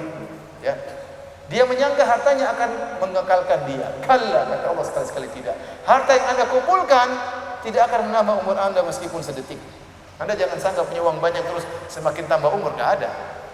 Mau tambah umur, sambung silaturahmi. Beri uang kepada kakak, beri uang kepada adik, kepada tante, kepada bibi, kepada ayah dan ibu. Ini yang nambah umur. Hitung-hitung doang dan nambah umur, bikin pusing. Tahu-tahu meninggal dunia, jantungan dan macam-macam. Oleh karena saya katakan, kalau ada teman kita yang bantu kita muhasabah, negur kita, maka ini teman yang baik. Cari teman-teman serius, pegang teman serius, bukan teman yang hanya ketawa ketiwi terus, makan-makan terus, ngobrol terus ya. Ini teman yang kurang bagus seperti ini. Kapan dia negur kita? Kapan dia negur kita? Kita ingin teman yang negur kita. Di antaranya para hadirin Allah Subhanahu wa taala yang membantu kita untuk semangat muhasabah, ziaratul kubur. Lihat ziarahi kuburan. Ya, tadi saya sering katakan, kalau Anda sekarang masih hidup, masih bisa berangan-angan dan masih bisa untuk menunaikan angan-angan Anda. Anda sekarang kalau punya cita-cita ingin hafal juz 30, bisa atau tidak? Bisa, tapi Anda malas. Coba saya ingin tahu yang hafal juz 30 angkat tangan. Enggak apa-apa, ria, bukan ria, artinya ini bukan ria, angkat tangan. Siapa yang hafal juz 30? Coba ada yang berani angkat tangan, saya mau tes. Masalahnya di situ kan. Ya, saya yakin ada lah. Saya yakin ada, cuma takut ria. Kok juz 30 aja udah ria. Tapi kenyataannya sebenarnya banyak orang saya tidak hafal Quran. Saya tidak bilang juz 30, juz 30. Banyak orang enggak hafal. Jadi imam tolak-tolakan, kamu aja. Tawadhu, bukan tawadhu, enggak punya hafalan. Kamu aja maju. Padahal dia enggak punya hafalan, malu jenggotnya udah panjang, tajwidnya enggak beres, Qurannya enggak beres. Terus gimana? Terus kalau Anda punya hafalan, Anda meroja sambil naik mobil, ada ayat yang Anda ulang-ulang. Kalau nggak ada hafalan, terus apa yang mau diulang-ulang? Maka sekarang kalau Anda punya cita-cita untuk hafal juz 30, sangat mungkin anak kecil aja sekarang hafal juz 30, ibu-ibu sekarang banyak nih yang hafal juz 30, angkat tangan coba. Ada yang hafal juz 30, saya kasih hadiah. Ada? Ya mungkin ada, saya yakin ada. Tapi tadi takut riya. Baru juz 30 dari ya. Tapi perhatian Allah Subhanahu wa taala. Jadi sekarang kita punya masih bisa. Anda punya angan-angan ingin membahagiakan ibu, masih bisa sekarang. Belum terlambat, ibu masih hidup, masih bisa bahagia. Masih bisa berbakti sama ayah dan ibu, masih bisa. Kalau ibu sudah meninggal, selesai urusan. Kalau ayah sudah meninggal, terlambat, yang ada bisa tangisan aja. Dan Anda akan menyesal. Sekarang masih bisa. Atau Anda sudah meninggal, percuma harta begitu banyak tidak berbakti sama orang tua. Sekarang masih ada kesempatan untuk berbakti sama orang tua. Masih hidup. Nah, kalau sudah meninggal, selesai urusan. Lihat orang-orang di bawah kuburan. Tidak bisa lagi mereka beramal. Kenapa? Mereka sudah berpindah pada kehidupan yang hakiki mereka. Karena kehidupan dunia, kehidupan semu sudah mereka tinggalkan. Mereka sudah masuk. Begitu nyawa Anda diambil, yakinlah itulah kehidupan yang sesungguhnya. Kenapa sudah dipindahkan kepada kehidupan yang sesungguhnya, dari kehidupan fata morgana, dari kehidupan yang semu kepada kehidupan yang hakiki. Kapan waktu nyawa Anda diambil? Tapi para hadirin dan hadirat yang dirahmati oleh Allah Subhanahu wa taala, maka Rasulullah SAW mengatakan, "Zurul kubur fa innaha tudzakirukumul akhirah." Ziarah kuburan sungguhnya itu akan mengingatkan kalian kepada hari akhirat. Bahkan Al-Imam Al-Qurtubi rahimahullah dalam tafsirnya mengatakan, dianjurkan Anda lihat orang yang sakaratul maut. Pergi kalau Anda mendengar saudara sakaratul maut, datangi. Lihat bagaimana seorang sakaratul maut. Anda akan mengalami nasib seperti itu.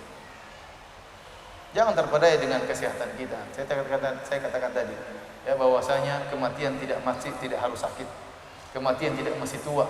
Kematian tidak mesti keriput, tidak mesti. Kapan kematian bisa datang dengan tiba-tiba. Kemudian di antaranya tentunya menghadiri majelis ilmu. Ya, majelis ilmu inilah mengingatkan kita kepada hari akhirat. Majelis ilmu inilah menegur kita. Ya, hadiri kajian-kajian. Kita tahu kesalahan-kesalahan kita. Ya. Ingat, ilmu bukan buat kita semakin sombong dan semakin angkuh, tapi ilmu buat kita semakin sadar kita ini banyak kesalahan. Kapan Anda belajar berilmu semakin sombong dan angkuh, ketahuilah niat Anda salah. Tapi kalau Anda niatnya benar, semakin Anda berilmu, Anda semakin tawadhu, semakin tahu saya ini banyak kesalahan, semakin tahu kita ini semakin bodoh. Betapa ilmu Allah sangatlah luas. Dan yang terakhir, berdoa kepada Allah Subhanahu wa taala agar Anda dimudahkan untuk bermuhasabah. Demikianlah para hadirin dan hadirat yang dirahmati oleh Allah Subhanahu wa taala, kajian kita tentang muhasabah jiwa. Semoga bermanfaat. Kalau ada yang bertanya, saya persilahkan.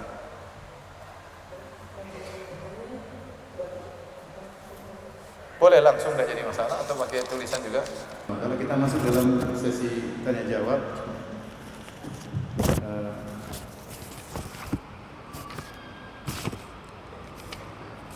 pertanyaannya banyak, tetapi saya jawab yang gampang-gampang aja.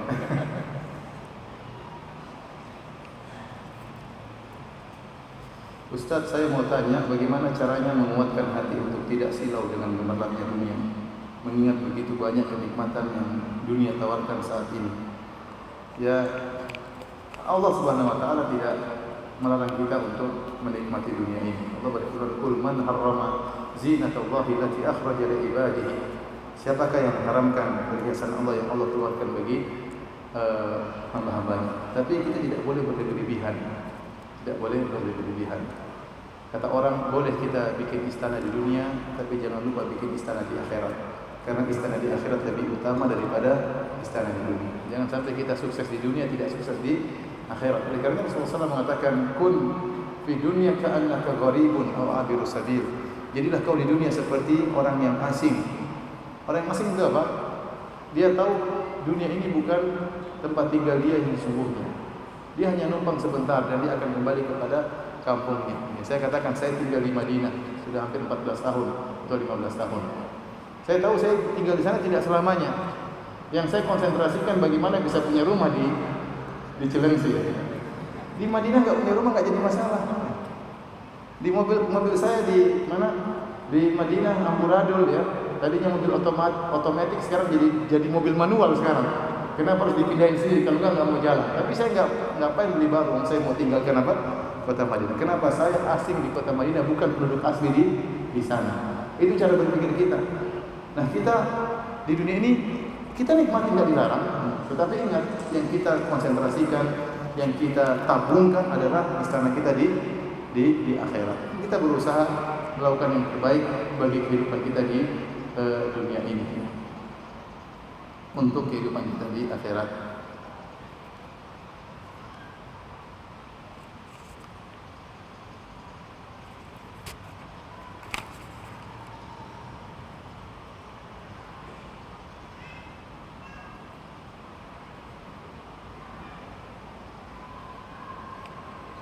Apa hukumnya kita menjawab salam orang non-muslim?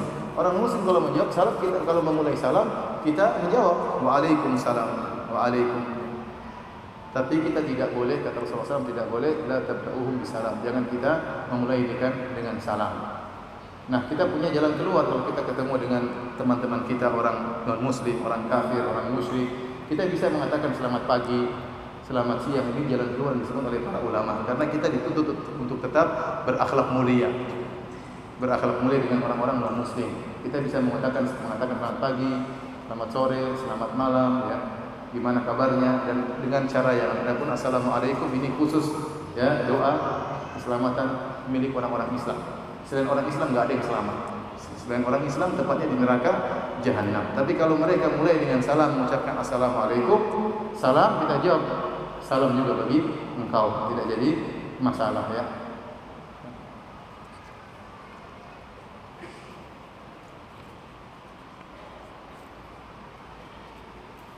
Ustaz, bagaimana cara menguatkan jiwa agar tetap istiqomah di jalannya seperti berpakaian syar'i, sedangkan di lingkungan sekitar banyak yang belum menerima kita, bahkan sering menghina.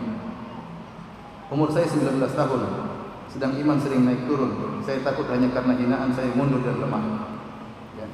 Ini akhwat berarti yang bertanya. Saya anjurkan segera menikah, biar imannya kuat. Ya benar ya, sekarang zaman fitnah. Kalau seorang laki atau wanita tidak segera menikah, kita khawatir imannya apa? Goyang. Sementara fitnah datang dari berbagai jalan. Dan setan sudah berjanji, la'ati thumma la'atiyannahum min baini aydihim wa min khalfihim wa an aymanihim wa an shama'ilihim wa la tajidu aktsarahum syakirin. Dan sungguh aku akan mendatangi mereka dari depan, dari belakang, dari kanan, dari kiri.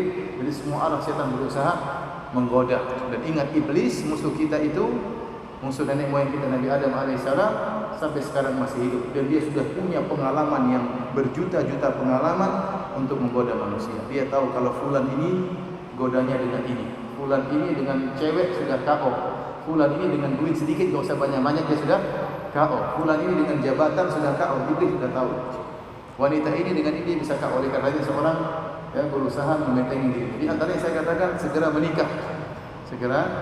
Kemudian adapun dia dihina, diganggu, misalnya dia sudah berpakaian jilbab yang besar ya, saya katakan di antaranya untuk mengurangi hinaan tersebut, kita ini harus ramah. Jangan kemudian kita pakai misalnya jilbab besar, kemudian kita seperti eksklusif, tidak bergaul dengan masyarakat. Ini keliru. Islam tidak mengajarkan demikian. Ya. Kenapa kita disyariatkan sholat berjamaah? Agar kita saling mengenal. Sampai sebenarnya mengatakan, lihatlah, sholat diri sendiri itu lebih khusyuk. Sholat sendiri itu lebih apa? Lebih khusyuk orang daripada sholat berjamaah. Kalau orang sholat berjamaah spekulasi. Kenapa saya katakan spekulasi? Samping dia bisa jadi gerak-gerak macam-macam. Samping dia bisa jadi perokok, misalnya baunya amin, baunya bau, terganggu. Macam-macam spekulasi. Bisa jadi di masjid ada anak-anak kecil lari-lari. Bisa jadi imamnya bacanya enggak enak. Bisa jadi kelamaan bacanya, sehingga membuat kita banyak melamun kalau kita sholat berjamaah. Namun tetap disyariatkan sholat berjamaah. Kenapa? Agar kita ini bisa bersosialisasi. Maka kita dituntut untuk, kenapa Rasulullah SAW menyuruh kita perhatian terhadap tetangga. Rasulullah SAW mengatakan, la yazalu Jibril yusini bil jar hatta dhanantu annahu sayuwarrithuhu. Kata Nabi SAW, senantiasa malaikat Jibril menyuruh aku berbuat baik dengan tetangga, sampai-sampai saya menyangka malaikat Jibril akan menurunkan syariat baru bahwasanya tetangga juga dapat warisan, juga jadi ahli waris. Ya, artinya apa? Kita disuruh tidak sendirian tetapi bersosialisasi. Alhamdulillah kita ketemu orang-orang mungkin tidak berjilbab, para ibu-ibu, salami mereka, assalamualaikum. Bahkan mungkin kita ketemu dengan orang pelaku maksiat, mungkin lagi nyanyi-nyanyi, lagi gitar lagi macam-macam, salami. Salamnya kita kepada mereka orang muslim, mudah-mudahan jadi dakwah, mudah-mudahan jadi dakwah. Dia bilang, "Permisi Pak, saya ke masjid dulu ya." Kan pikiran dia, ke masjid saya enggak. Bang tidak gitu. Mungkin kalau kita bilang ayo ke masjid, dia mungkin marah. Apa urusan ini sama kita nggak bilang, kita minta izin. Saya izin dulu ke masjid ya, begitu. Dia mau ke masjid aja minta izin sama saya kan. Tapi kalau Anda lewat cuekin, dia mungkin datang iblis pada dia. Itu orang sombong banget itu. Mentang-mentang penghuni surga dan ente penghuni neraka jahanam, maka dia. Makanya saya bilang, mungkin orang tak kenal maka tak sayang. Orang mungkin hina kita, dia tidak kenal kita. Apalagi sebagian akhwat bercadar. Kita tahu bahwasanya sunahkan bercadar, tidak bercadar juga tidak mengapa. Ada khilaf di kalangan para ulama. Terutama yang bercadar lebih utama lagi untuk apa? Lebih murah senyum, lebih ramah negur orang tatkala lewat, bukan jalan nyelonong gitu saja, tidak negur. Apa soalnya antum naik mobil buka jendela, assalamualaikum misi mbak, assalamualaikum, meskipun ibu-ibu enggak pakai jilbab, salami mereka, ramah lingkungan. Ini yang terkadang hilang dari seakan-akan kita cuek dengan yang lain. Padahal kita disuruh menjadi makhluk sosial oleh Islam, perhatian sama yang lain, ramah terhadap lingkungan.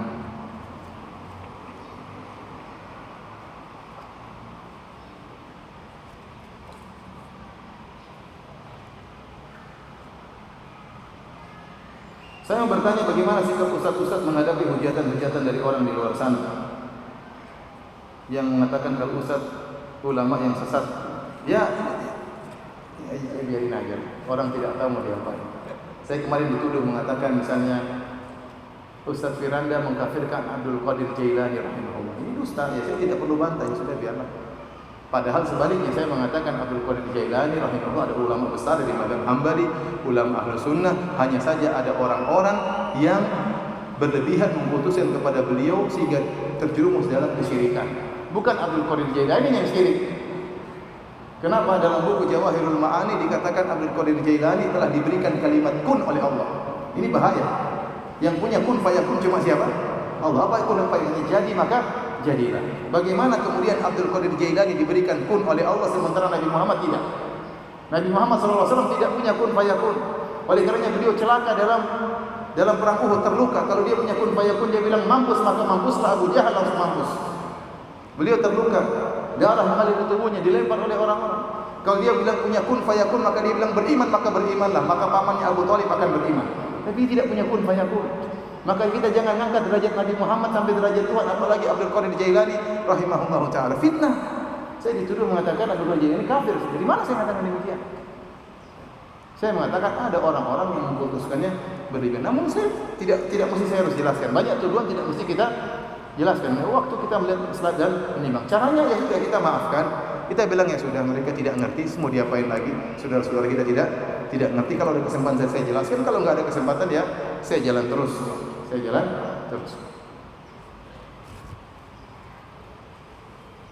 Dan semuanya ada risiko ya. Jadi ustaz juga ada, jadi pedagang aja ada risiko. Ustaz, ada seorang mau beli emas seharga 4 juta. Ada seorang mau beli emas seharga 4 juta. Orang itu mencicitnya setiap bulan selama 10 bulan. Dan dia berjanji akan membayar dengan melebihkan 1 juta. Jadi uang menjadi 5 juta. Apakah ini 1 juta adalah riba? Iya, ini riba. Ini adalah riba. Tidak boleh. Bahkan emas itu ya tidak boleh juga dicicil, tidak boleh. Harus yadan biyadin. Karena uang oleh para ulama dianggap hukumnya seperti emas dan perak ya.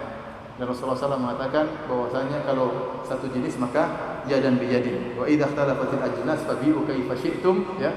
Adapun kalau jenisnya berbeda silakan ini, tetapi harus yadan biyadin ya. Dan uang itu dianggap seperti emas dan perak yang sama. Emas dan perak ya juga harus yadan biyadin, kontan. Emas dan emas apalagi harus kontan. Demikian juga uang. Uang itu kalau tidak diikutkan kepada perak maka diikutkan kepada emas, maka harus kontan. Tidak boleh dicicil. Apalagi dicicil plus tambah harga 1 juta. Maka ini lebih parah lagi. Tidak boleh. Apakah tanpa sengaja ikut mendengar ghibah namun tidak ikut menggibahi, maka dosanya sama dengan berghibah? Jawabannya, kalau kita tidak sengaja mendengar orang ghibah, maka kita segera menjauhi. Kalau tidak bisa, kalau kita bisa nasihati, maka itu lebih bagus. Kalau tidak bisa, maka kita menjauhi. Tapi kalau kita ikut nongkrong, ikut ketawa-ketawa, ikut komentari, ya ini sama dengan hukumnya dengan ghibah. Ya, sama dengan ghibah.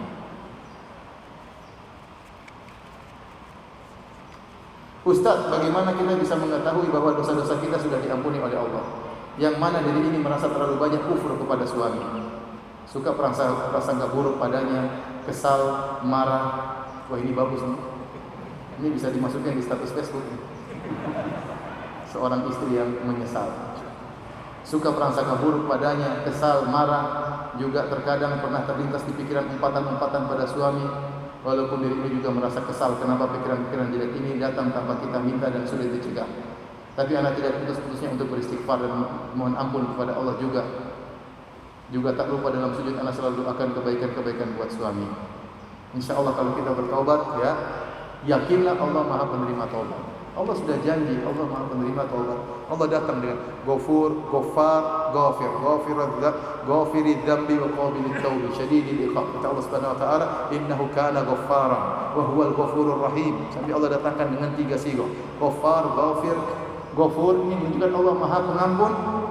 Maksudnya pengampun meskipun dosa sebanyak apapun, meskipun diulang-ulang sebanyak apapun. Allah Maha Pengampun selama kita bertobat kepada Allah Subhanahu wa taala. Kalau kita sudah bertobat dengan taubatan nasuha, yakinlah Allah mengampuni dosa kita. Sekarang masih ada jalan keluar, tinggal berbuat baik kepada suami kalau suami belum meninggal. Berbuat baik, berubah sikap kepada suami, maka insya Allah dosa-dosa kita diampuni oleh Allah Subhanahu wa taala.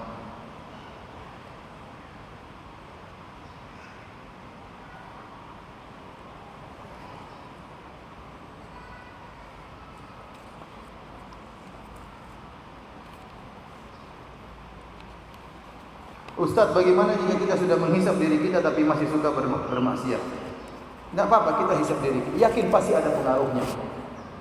Kalau kita tidak menghisap diri kita, semakin parah maksiat kita. Tapi kalau kita menghisap, pasti ada pengaruhnya. Pasti akan berkurang. Ya. Terus saja menghisap jiwa kita. Ustaz, apakah tasyabuh bagian dari pembatal la ilaha illallah? Tasyabuh umum. Tasyabuh adalah meniru-niru sifat-sifat khusus orang-orang kafir atau cara gaya-gaya khusus orang-orang kafir. Itu tidak langsung otomatis menjadi kafir, tidak otomatis membatalkan la ilaha illallah. Tidak. Yang kalau yang kita tiru itu kesyirikan, baru membatalkan la ilaha illallah. Tapi kalau yang kita tiru bukan kesyirikan, misalnya maksiat tertentu, gaya model tertentu, gaya baju tertentu, maka itu tidak sampai pada derajat kekufuran, ya, hanya maksiat.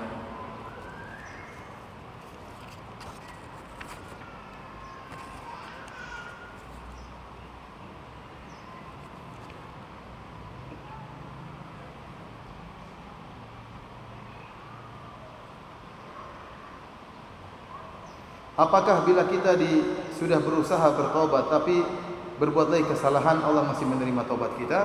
Ya, insya Allah kalau kita terus bertobat kepada Allah, Allah masih menerima tobat kita. Dengan syarat waktu kita bertobat, kita menyesali maksiat kita meninggalkan maksiat kita, dan kita bertekad untuk tidak kembali. Bertekad untuk tidak kembali. Kapan hadir dalam diri kita tekad untuk tidak kembali, menyesali, maka kita diampuni. Meskipun ternyata misalnya beberapa waktu lagi kita terjerumus lagi. Kalau kita terjerumus lagi, bertobat lagi. Jangan pernah menunda tobat kepada Allah Subhanahu wa taala.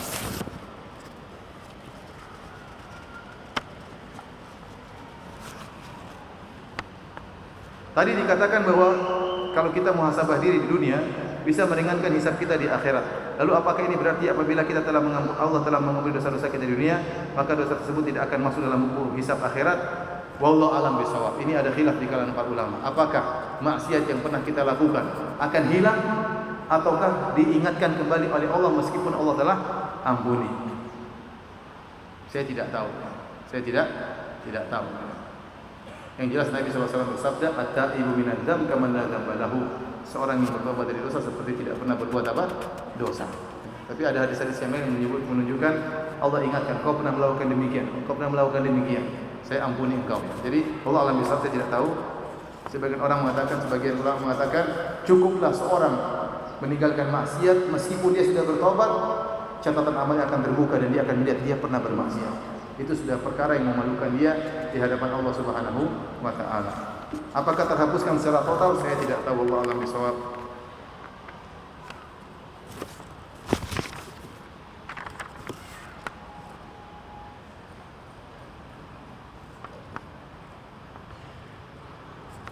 Saya rasa sampai di sini aja kajian kita. Mohon maaf karena di sini saya masih ada kajian pada zuhur ya. Semoga pertemuan kita ini yang sedikit ini ya menambah berat amalan kita di akhirat kelak dan semoga membantu menyelamatkan kita dari beratnya hisab pengadilan Allah pada hari kiamat kelak.